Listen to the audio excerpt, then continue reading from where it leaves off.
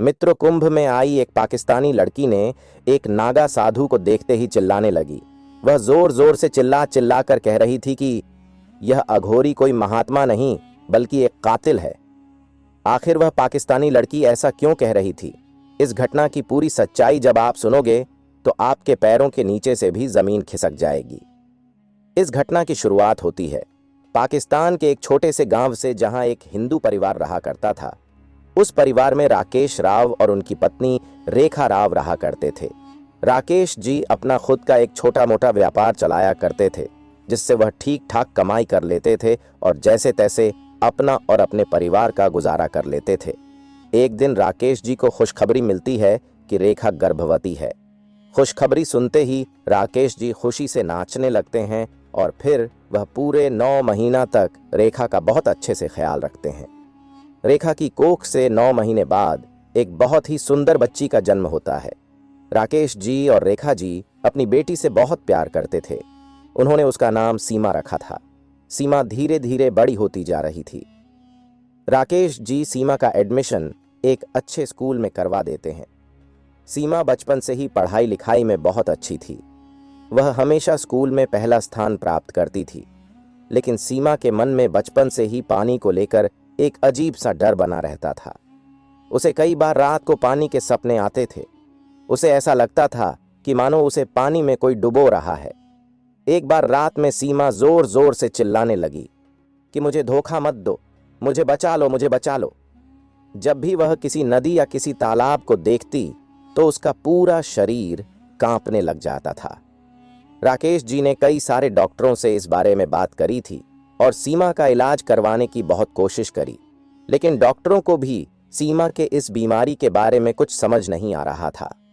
राकेश जी और उनकी पत्नी सीमा को लेकर अब बहुत ज्यादा चिंतित रहने लगे थे, क्योंकि जब भी सीमा किसी नदी या तालाब को देखती थी वह बेहोशी की हालत में आ जाती थी और उसकी तबीयत अचानक से बहुत ज्यादा बिगड़ने लग जाती थी, मानो जैसे उसे नदी में कोई जबरदस्ती धक्का दे रहा हो। ऐसा बर्ताव करने लगती थी और वहां से भागने लगती थी। दोनों पति पत्नी को समझ नहीं आ रहा था कि आखिरकार सीमा के मन में ऐसा क्या डर है जो उसे आज तक परेशान कर रहा है। राकेश जी ने कई बार सीमा से बातचीत करी, लेकिन सीमा को भी इसके बारे में कुछ पता नहीं चल पा रहा था।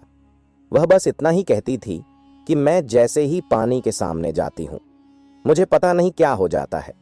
मुझे ऐसा लगने लगता है कि मुझे कोई जानबूझकर उस पानी में धक्का देने वाला है। उस समय वहां से भागने के अलावा मुझे कुछ नहीं सूझता।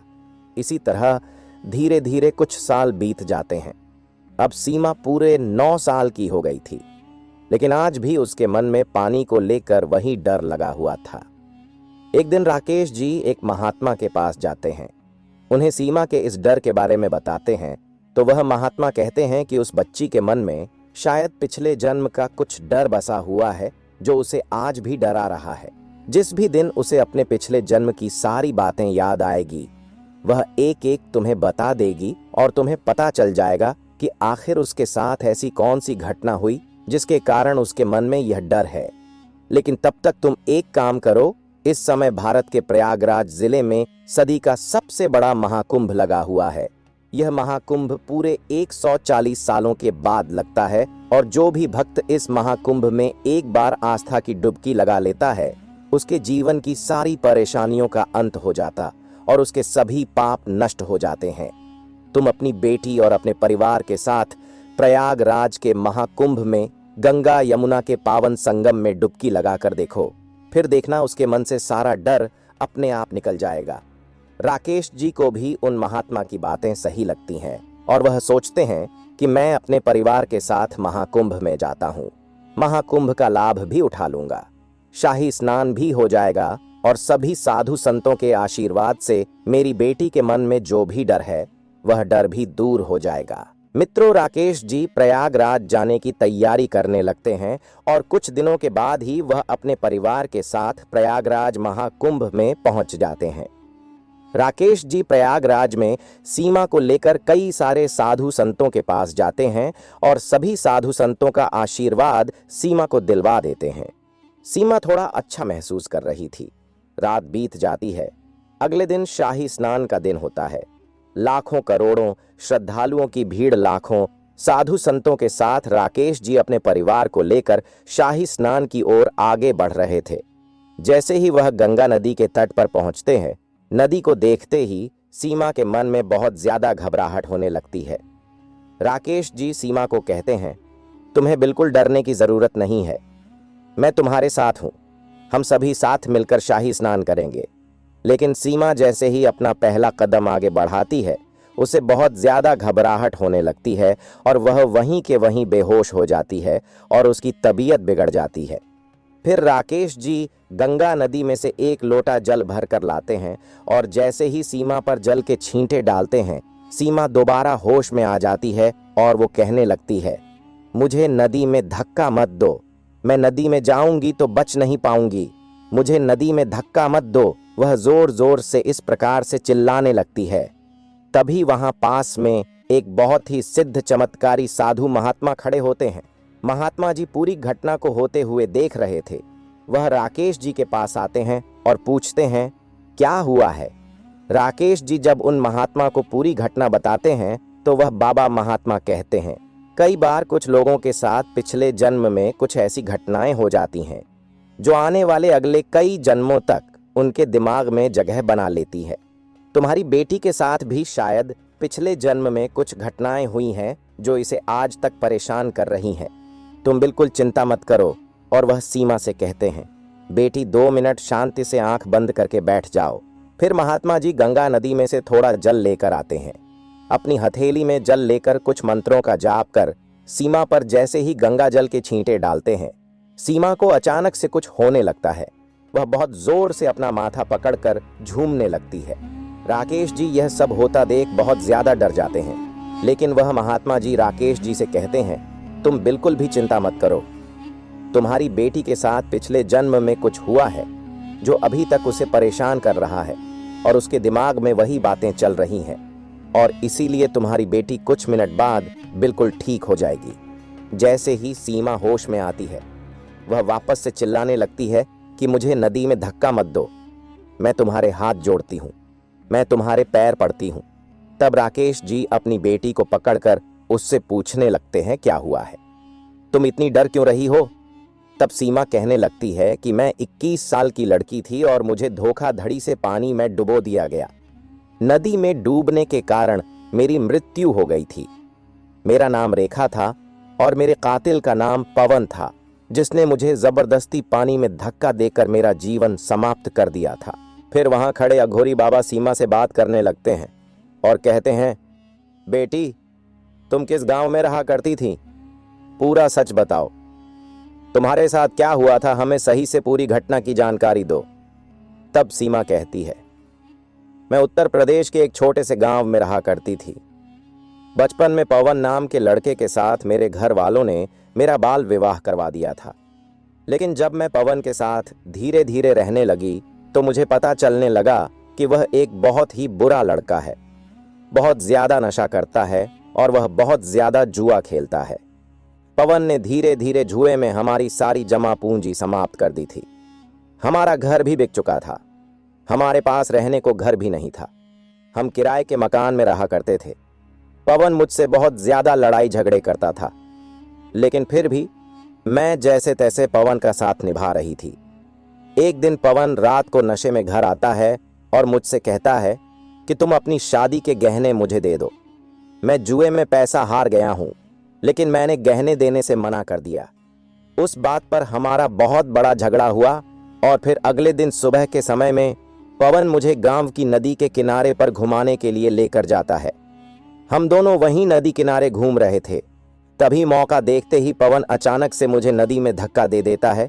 मुझे तैरना नहीं आता था और फिर मैं उस नदी के प्रवाह में बह जाती हूँ।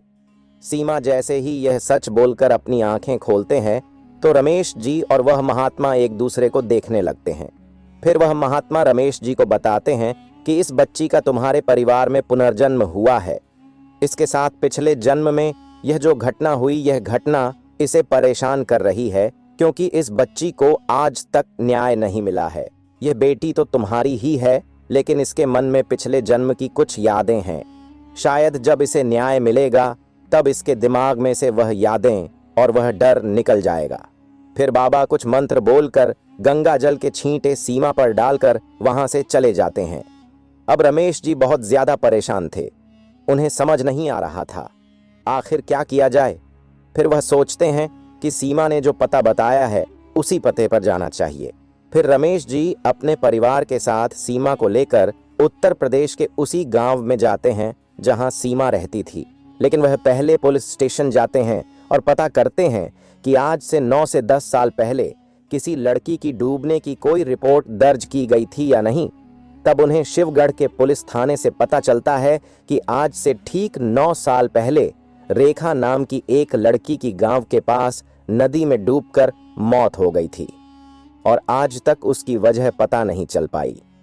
शायद वह नदी में गिर गई थी और उसे तैरना नहीं आता था, इसीलिए उसकी मौत हो गई। लेकिन रमेश जी पुलिस वालों को पूरी बात बताते हैं। पहले तो पुलिस वाले रमेश जी की बातों पर विश्वास नहीं करते, लेकिन फिर रमेश जी पूरी घटना को विस्तार में सही से समझाते हैं और कमलेश का नाम बताते हैं कि किस प्रकार से कमलेश जुए में पैसे हार गया था और किस प्रकार से उसने इस घटना को अंजाम दिया। जब पुलिस वालों को रमेश जी की बातों पर विश्वास होता है और वह सीमा को लेकर उसी घर में जाते हैं जहां वह पहले रहा करती थी।